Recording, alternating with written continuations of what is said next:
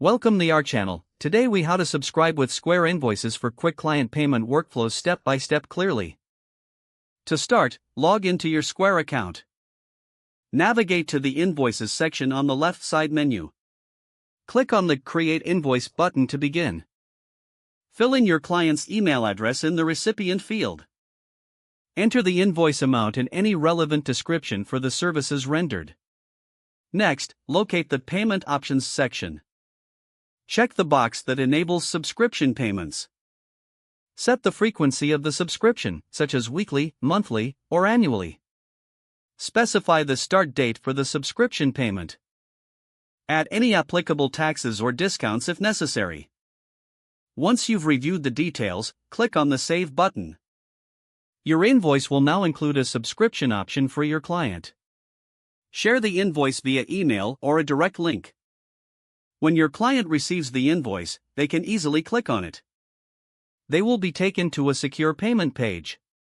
Your client will enter their payment details and authorize the subscription. Once the payment is processed, you will receive a notification. The subscription will automatically renew based on the frequency you selected. You can track the subscription status in your Square account. This streamlined process ensures quick and efficient payments from clients. Utilizing subscriptions with Square Invoices can save time and improve cash flow. If the page does not load, refresh the browser or try again in a private or incognito window. Make sure you are using the correct email address, then retype it carefully to avoid small typos. If your password is not accepted, use the reset option and create a new strong password you can remember. Check your spam folder for verification or security emails, then complete any requested confirmation steps. Enable two-factor authentication if available to improve account security and reduce unauthorized access risk. After signing in, review your profile details so your contact information and settings are accurate and current.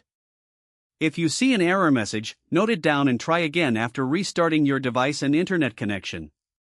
Don't forget to like this video and subscribe to our channel for more step-by-step tech guides.